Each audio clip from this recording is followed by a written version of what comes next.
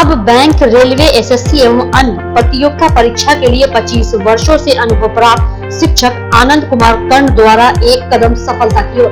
अपनी सफलता सुनिश्चित करने हेतु आइए आज ही ज्वाइन करें कर्ण क्लासेस, नाग मंदिर, मिश्रा टोला, दरभंगा।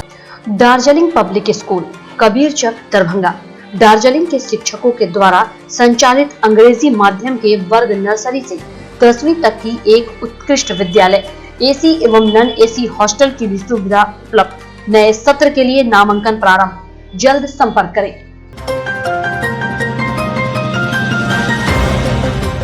दरभंगा चिकित्सा महाविद्यालय व अस्पताल डीएमसीएच के पीएसएम विभाग में नवजात बच्चों के इलाज के लिए 14 डॉक्टरों को प्रशिक्षण दिया गया। शिशु विभाग के डॉक्टर ओम प्रकाश ने गंभीर बीमारी होने पर जब बच्चे को सांस रुक जाती है, ऐसी स्थिति में कैसे उनकी जान बचाई जाए, इसके बारे में बताया।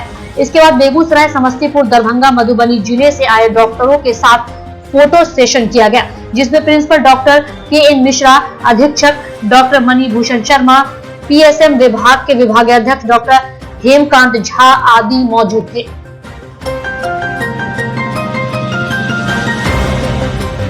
दरभंगा जिले के कमतौल थाना क्षेत्र के अगसरा गांव के पास देर शाम दरौली गुठनी मुख्य मार्ग पर एक अनियंत्रित ट्रक ने बाइक सवार 2 लोगों को पीछे से रौंद दिया।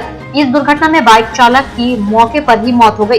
वहीं बाइक पर सवार एक अन्य गंभीर रूप से घायल है, जिसका इलाज डीएमसीएच में चल रहा है।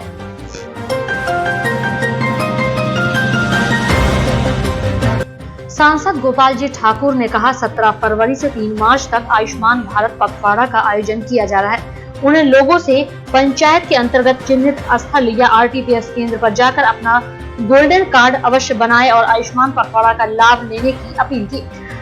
सांसद ने कहा कि प्रधानमंत्री नरेंद्र मोदी के नेतृत्व वाली सरकार की महत्वाकांक्षी योजना आयुष्मान भारत के तहत प्रत्येक परिवार को 5 लाख रुपए के स्वास्थ्य बीमा दिया जा रहा है। इससे 50 करोड़ से अधिक लोगों को लाभ मिलेगा। 5 लाख की राशि में सभी जांच, दवा, अस्पताल में भर्ती के खर्च आदि भी शामिल है।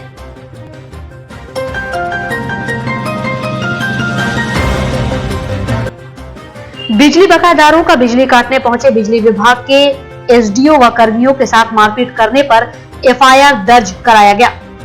बकायेदार के यहां एसडीओ वरुण कुमार के नेतृत्व में बिजली विभाग की एक टीम पहुंची। बकायेदारों ने बिजली विभाग के कर्मी के साथ मारपीट पर उतारू हो गए। एसडीओ वरुण कुमार पोखर के निकट गिर गए, इस वजह से वे चोटिल भी हुए। बिजली विभाग के एसडीओ ने इस मामले को लेकर बड़ा गांव ओपी में 3 लोगों के विरुद्ध आवेदन दिया है।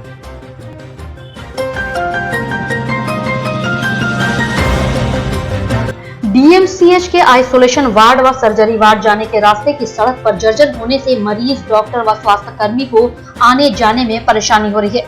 मरीज के लिए नाश्ता व भोजन ले जाने में अक्सर ठेला, कीचड़, उबड़-खाबड़ रास्ते में फंस जाता है। सबसे अधिक दिक्कत तो इस उबड़-खाबड़ रास्ते में ऑपरेशन के मरीज को एम्बुलेंस से सर्जरी वार्ड शिफ्ट करने के दौरान होती है। 1 माह पहले सड़क को भरने के लिए मिट्टी तो गिराया गया, लेकिन उसे अभी तक फैलाया नहीं गया है।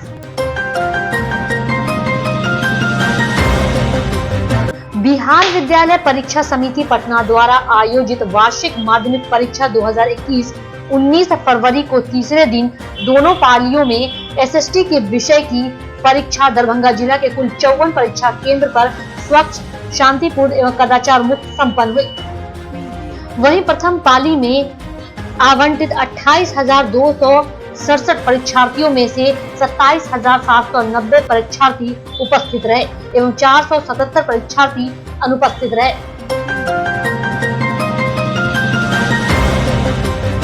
नगर निगम के साल 2021-22 के वित्तीय बजट का प्रारूप को स्टैंडिंग कमेटी के सदस्यों ने कई संशोधन के साथ पास कर दिया।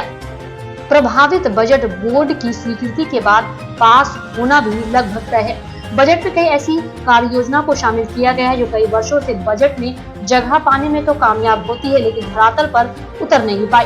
हर साल इन कार्य योजनाओं के लिए आवंटित राशि में इजाफा जरूर कर दिया जाता है। इसमें नाला निर्माण से लेकर तालाब सौंदर्यीकरण और आधुनिक शवदाह गृह तक शामिल है, जिसका सीधा जुड़ाव आम जन से है। नाला निर्माण कार्य की गति धीमी होने से शहरवासियों को जल जमाव की समस्या से जूझना पड़ता है। तालाबों के सौंदर्यीकरण एवं सफाई के अभाव में तालाब के निकट के मोहल्ले वासियों को गंदगी एवं मच्छर का प्रकोप का सामना करना पड़ता है। वहीं आपको बता दें कि तालाब सौंदर्यीकरण योजना की बात पिछले 6 से 7 सालों से की जाती है, लेकिन तालाबों की स्थिति जस की तस आज भी बनी हुई है।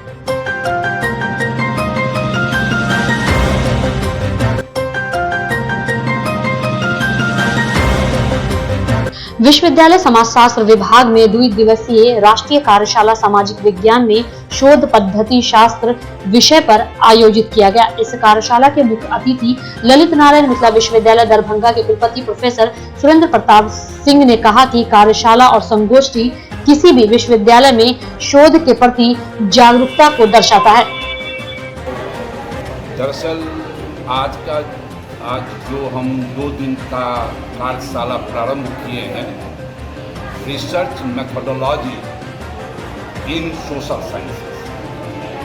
दरअसल वर्तमान परिप्रेक्ष्य में पूरे विश्व के मानक के रूप में देखें तो हमारा भारत बहुत पीछे है, और भारत के मानक में देखें तो हमारा बिहार बहुत पीछे है।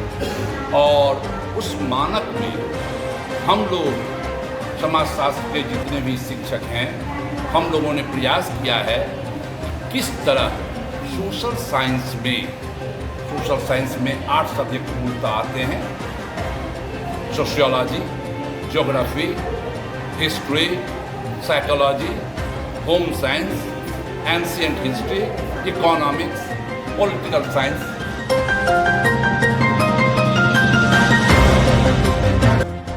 मिथिला विश्वविद्यालय के जुबली हॉल में 60 महाविद्यालयों के प्रधानाचार्यों की एक बैठक आहूत की गई, जिसकी अध्यक्षता कुलपति प्रोफेसर सुरेंद्र प्रताप सिंह ने किया। इस बैठक में कुलसचिव डॉक्टर मुश्ताक अहमद, विज्ञान संकाय विभागाध्यक्ष रतन चौधरी सहित विश्वविद्यालय के कई पदाधिकारी मौजूद थे। आज की बैठक बुलाने का उद्देश्य उच्च न्यायालय में एक गैर सरकारी संगठन के द्वारा मुकदमे को लेकर था, जिसमें यह कहा गया कि 2 पंचवर्षीय योजनाओं में यूजीसी के द्वारा वर्ष 2007 से 12 एवं 2012 से 17 में मिथिला विश्वविद्यालय के 60 महाविद्यालयों सहित बिहार के 372 महाविद्यालयों को अनुदान निर्गत किया गया था।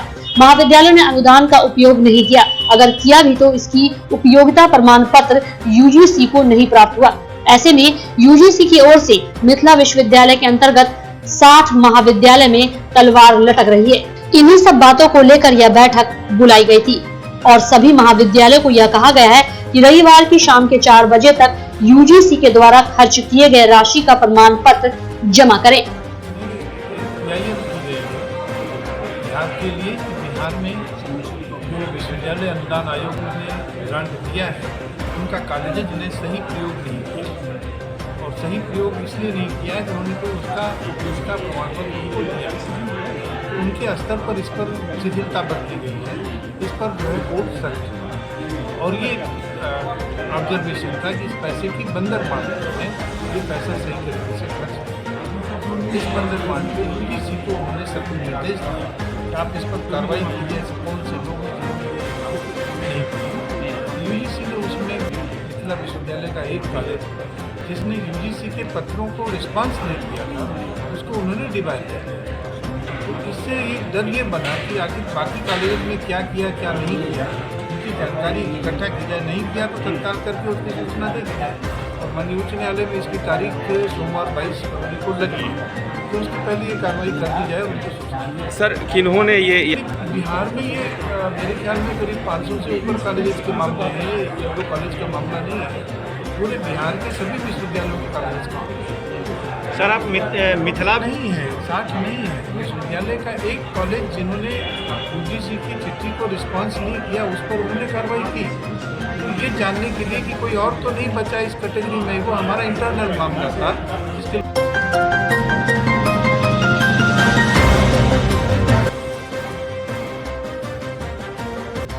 विश्वविद्यालय थाना क्षेत्र के अंतर्गत भंडार चौक पर घंटों भर जाम रहा। यह जाम मैट्रिक परीक्षा के तीसरे दिन की प्रथम पाली के समाप्त होने के बाद रही, जिसमें कई लोग इस जाम में फंसे रहे। साथ ही मैट्रिक परीक्षार्थी भी इसी जाम के शिकार हुए। वहीं विश्वविद्यालय थाना पुलिस भी इस जाम को हटाने का प्रयास कर रही थी, लेकिन जाम हटने का नाम नहीं ले रहा था।